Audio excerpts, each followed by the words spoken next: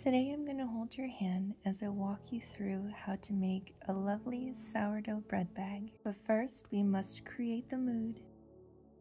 Screenshot this image to create your templates. Select your linen fabrics. Roughly cut out your fabrics so you can press them.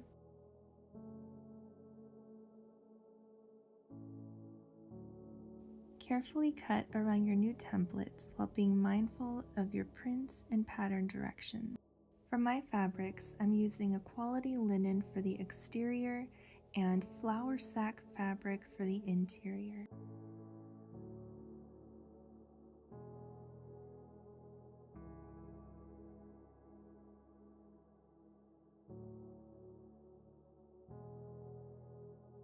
To create your straps, you will fold your fabric with right sides together, close off one of your ends, making sure you backstitch when you start and stop, and sew along one of the sides at a 1/4 inch seam allowance. Repeat that exact same process for your other strap.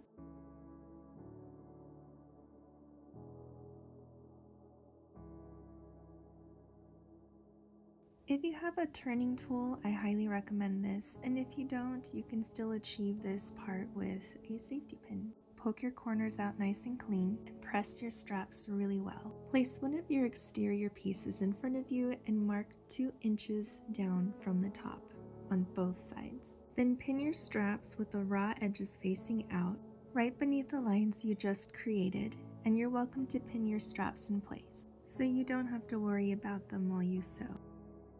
Add a handmade label for an extra touch. Sandwich your straps between your 2 main exterior pieces so that they are right sides together. You will sew at a 1/4 inch down the right side, the bottom, and up the left side. Place your lining pieces together and create a 3.5 inch gap on the bottom. You will sew the sides at a 1/4 inch seam allowance as well as the bottom, ensuring you leave the gap open. Always backstitch to secure your work. I personally like to go over any straps or labels as well for extra security.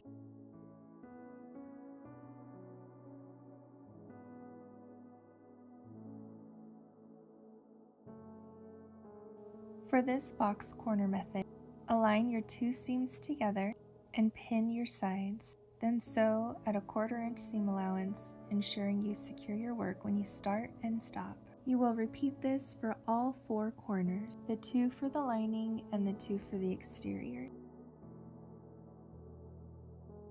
I also like to double back over the seams that I'm attaching for extra security.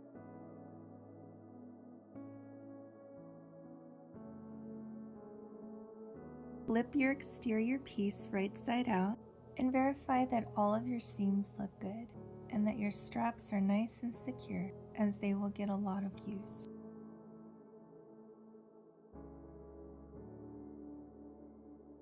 Set your main piece aside and start assembling your lining by sewing at a 1/4 inch seam allowance. Remember to leave your 3.5 inch gap open. This is how we will turn our project right side out when we're almost done.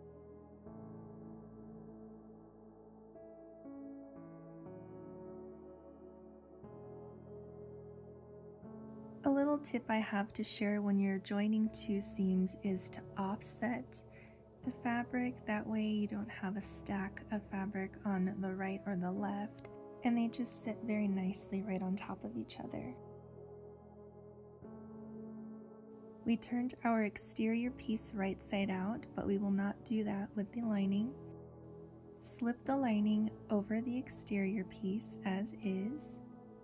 Align the seams from your interior and exterior piece and clip along the top before sewing together with a 1/2 inch seam allowance this time.